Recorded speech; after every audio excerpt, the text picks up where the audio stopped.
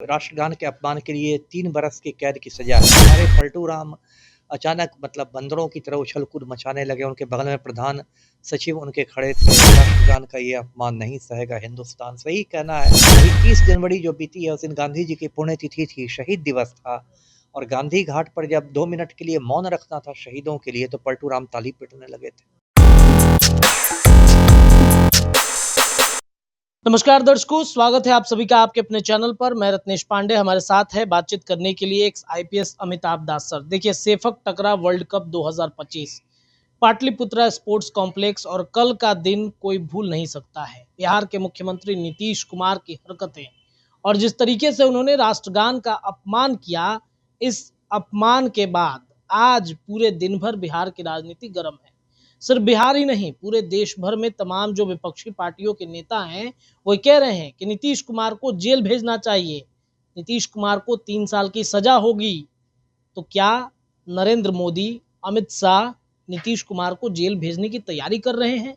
क्या सच में नीतीश कुमार अब फंस चुके हैं? चलिए इस विषय पर बातचीत करते हैं। अमिताभ दास सर हमारे साथ मौजूद है। सर, क्या प्रावधान है, पहले तो यही बताइए राष्ट्रगान के अपमान का। देखिए, प्रावधान तो बहुत तगड़ा है। 1971 में ही बना था नेशनल ऑनर्स एक्ट और उसके तहत तो राष्ट्रगान के अपमान के लिए 3 बरस की कैद की सजा है और इसके अतिरिक्त आपको जुर्माना भी लग सकता है और या दोनों लग सकता है, जुर्माना भी और कैद भी। तो है तो बहुत कठोर प्रावधान, लेकिन बिहार में तो अंधेर नगरी है। कायदे से तो अब तक पाटलिपुत्र थाना में जो भी थाना प्रभारी है उनको अपने बयान पर एफआईआर कर देना चाहिए था, प्राथमिकी कर देनी चाहिए थी, है ना, अभियुक्त बना के पलटू राम को। लेकिन यहाँ तो सरदार पटेल भवन में ही अभी भूकंप आया होगा, सब लोग भाग रहे होंगे इधर उधर, तो क्या होगा। देखिए, पूरा मामला दर्शकों को मैं बता दूं, कल यानी 20 मार्च की बात है।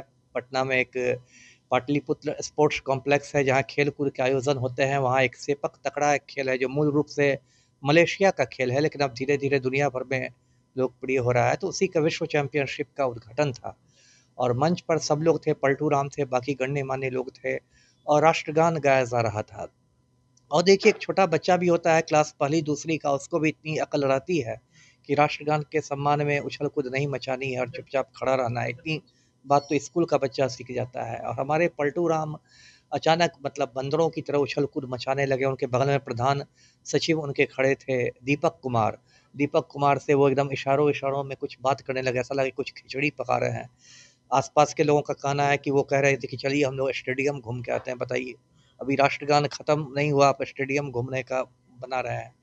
और उसके बाद दीपक कुमार भी थोड़ा असहज हो गए कि ये क्या हो रहा है। उसके बाद हम लोगों ने देखा कि पलटू राम किसी अदृश्य शक्ति को प्रणाम कर रहे हैं, अभिवादन कर रहे हैं। अब किस शक्ति को कर रहे थे अभिवादन वो भी कोई नहीं जानता है। पत्रकारों को अभिवादन कर रहे थे, ऐसी चर्चा है। ऐसी चर्चा है, इसलिए मैंने कहा अदृश्य शक्ति, क्योंकि वीडियो में वो नहीं दिखाई दे रहा है कि किसको अभिवादन कर रहे थे। तो ये सब बहुत हुआ। और देखिए, अब तो सोशल मीडिया का ज़माना है, तो वो वीडियो क्लिप अब रात से लेके अब तक लाखों लोगों के मोबाइल में पहुंच गया और कश्मीर से कन्याकुमारी तक चर्चित हो गया है। और बिहार विधानसभा में तो आज बहुत हंगामा हुआ है, अभी तो स्थगित हो रहा है ये विधानसभा।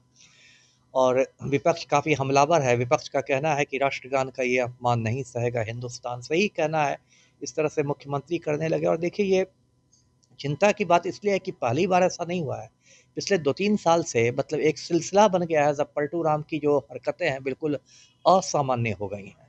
अभी 30 जनवरी जो बीती है उस दिन गांधी जी की पुण्यतिथि थी, शहीद दिवस था और गांधी घाट पर जब 2 मिनट के लिए मौन रखना था शहीदों के लिए तो पलटू राम ताली पीटने लगे थे। वहाँ बगल में विधानसभा अध्यक्ष खड़े थे, वो इशारा से रोक रहे थे, क्या हो रहा है भाई। उसके बाद आपको याद होगा कि एक बार अशोक चौधरी के घर वो गए थे महावीर चौधरी की पुण्यतिथि पर, तो उनको फूल देने थे महावीर चौधरी की तस्वीर पर, तो फूल चढ़ा दिए पलटू राम ने जाके अशोक चौधरी के माथे पर। बताइए, एक जीते जी आदमी को आप श्रद्धांजलि दे रहे हैं। तो कभी अभी 2-3 महीने पहले बेगूसराय में गए और जीविका दीदियों के बीच बोल रहे हैं पलटू राम कि 2005 के पहले बिहार की लड़कियां कपड़ा पहनती थी जी।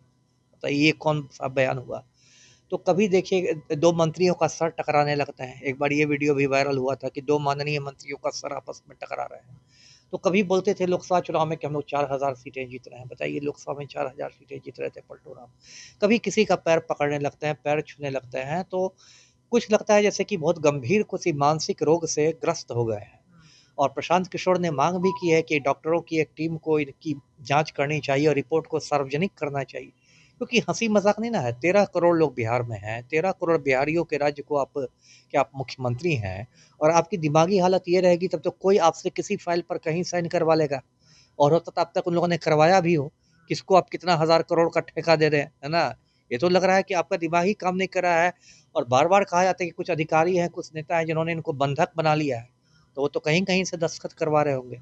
ये तो बहुत विकट परिस्थिति है, कायदे से तो ये राष्ट्रपति शासन लगाने की स्थिति है। तो क्या इनकी हालत भी नवीन पटनायक जैसी हो रही है? नवीन पटनायक तो बेकार थोड़ा बदनाम हो गए। उनका तो एक वीडियो वायरल हुआ था उसमें हल्का-हल्का उनका एक हाथ काँप रहा था। उसी को बिल्कुल बात का बतंगड़ बना दिया नरेंद्र मोदी ने और भाजपा ने कि देखिए इतना हो गया है। वो कोई बहुत गंभीर नहीं था, ठीक है? हाथ एक बुज़ुर्ग होने पर बहुत लोग का काँपता है, वो नहीं था। इनका तो मेन है कि इनका इनका मतलब दिमाग से पैदल हो गई, तो ज़्यादा गंभीर स्थिति है ना? हाथ काँपने पर तो आप राज्य तब भी चला सकते हैं, एक हाथ काँपे। लेकिन इनकी स्थिति तो ज़्यादा गंभीर हो गई, इनकी तुलना नवीन पटनायक से आप नहीं कर सकते। और इनको सोचना चाहिए देखिए पश्चिम बंगाल में ज्योति बसु 25 साल तक सीएम रहे और फिर उन्होंने कहा कि अब मैं बुज़ुर्ग हो गया हूँ, मुझे आराम चाहिए। खुद इस्तीफ़ा दिया उन्होंने, किसी ने हटा नहीं। ज्योति बसु का इतना बड़ा कद था, किसी की औकात नहीं थी उनको हटाने की और उन्होंने बुद्धदेव भट्टाचार्य को सीएम बनवा दिया। तो उनसे ले अब नीतीश कुमार ये तो एकदम लगता है फेविकोल लगा के चिपक गए हैं कि प्राण जाए, कुर्सी ना जाए और अपनी तो गरिमा इनकी तार-तार हो ही रही है, पूरे बिहार को इन्होंने शर्मसार कर दिया है, पूरा हिंदुस्तान हँस रहा है बिहार पर। सर लेकिन इनके आसपास के जो किचन कैबिनेट के मंत्री जी। हैं, वो ये कहते हैं कि नीतीश कुमार पर ये नियम लागू नहीं होता है, बुजुर्ग हैं नीतीश कुमार। अभी किचन कैबिनेट के लोग ऐसे-ऐसे मूर्ख और जाहिल लोग हैं, लोग क्या व्हाट्सएप यूनिवर्सिटी से इन्होंने कानून की पढ़ाई की है? अरे कानून स्पष्ट है कि मतलब ये राष्ट्रगान का अपमान करने पर 3 साल की सज़ा मिलती है और कोई भी कानून हिंदुस्तान का होता है वो सब पर लागू होता है 7 साल से छोटे बच्चों को छोड़ के, है ना? आप 6 महीना के बच्चा को आप गिरफ्तार नहीं कर सकते। 7 साल से छोटे बच्चों को छोड़ के कानून सब पर लागू होता है। ये जो बात बोली जा रही है कि बुज़ुर्ग हैं, ये तो व्हाट्सएप यूनिवर्सिटी वाली बात है। आसाराम बापू बुज़ुर्ग नहीं हैं, तो जेल में बैठे हुए हैं कि नहीं बैठे हुए हैं। तो ये सब देखिए व्हाट्सएप यूनिवर्सिटी से लोग कानून की पढ़ाई करेंगे ना तो यही सब उल-जलूल बातें करेंगे। Sir Nitish Kumar Harvard university में जाएँगे भाषण देने के लिए, क्या कहिएगा? तो अब तो वहाँ जाएँगे तो हार्वर्ड वालों का मनोरंजन होगा कि क्या होगा? वहाँ पर क्या बोल लेंगे, क्या बोल के आ जाएँगे? हो सकता है अपना परिचय दें कि मैं तो केरल का मुख्यमंत्री हूँ और फिर सब पूरा हिंदुस्तान माथा पीटते रहे। तो वो तो नहीं जाए हार्वर्ड, उसी में भलाई है, उसी में बिहार की इज़्ज़त बची रहेगी। ऐसे वो बात भी मुझे झूठी लग रही है। वो भी लगता है इनके चमचों ने ऐसे ही उड़ाई है।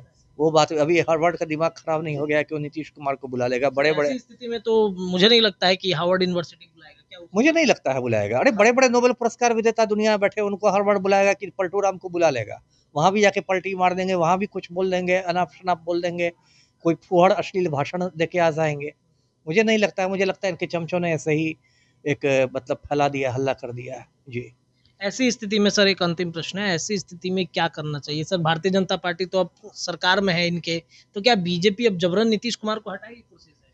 कैसे बीजेपी हटाएगी? तो फिर सत्ता की मलाई कौन चाटेगा? है ना? अभी तो मोदी जी आए थे बिहार तो उन्होंने कहा कि नीतीश कुमार को अपना लाडला ही बता दिया। जी। क्योंकि मोदी की जो सरकार केंद्र में है, हुँ। वो भी तो इनके 12 सांसदों के बल पर है। उनको कौन बहुमत मिला हुआ है? ये तो चोर-चोर मौसेरे भाई का खेल है कि दिल्ली में तुम हमारी सरकार सँभालो, पटना में मैं तुम्हारी सरकार सँभालता हूँ। कोई हटाने वाला नहीं है, हटाएगी तो बिहार की जनता ही हटाएगी। हम लोग उम्मीद करें कि जनता को नवंबर तक सुबुद्धि आए, सद्बुद्धि आए और इस आदमी को जिसका दिमाग काम नहीं कर रहा है, उसको मुख्यमंत्री आवास से हटाएँ। जी। चलिए सर बहुत-बहुत शुक्रिया बातचीत करने के लिए। तो देखिए एक्स आईपीएस अमिताभ दास हमारे साथ मौजूद थे और उन्होंने बताया कि कैसे बिहार में जो परिस्थितियाँ बनी हैं, नीतीश कुमार की तबीयत जिस तरीके से खराब होती चली जा रही है, बेहद चिंताजनक है। सुधार की ज़रूरत है और नहीं तो फिर जिस तरीके से बंगाल में एक मुख्यमंत्री ने किया, वैसे ही नीतीश कुमार को खुद ब खुद अपना कुर्सी त्याग देना चाहिए। भारतीय जनता पार्टी इस पर क्या एक्शन लेती है, क्या करती है, देखना बड़ा दिलचस्प होगा। फिलहाल के लिए इतना ही। बहुत-बहुत धन्यवाद।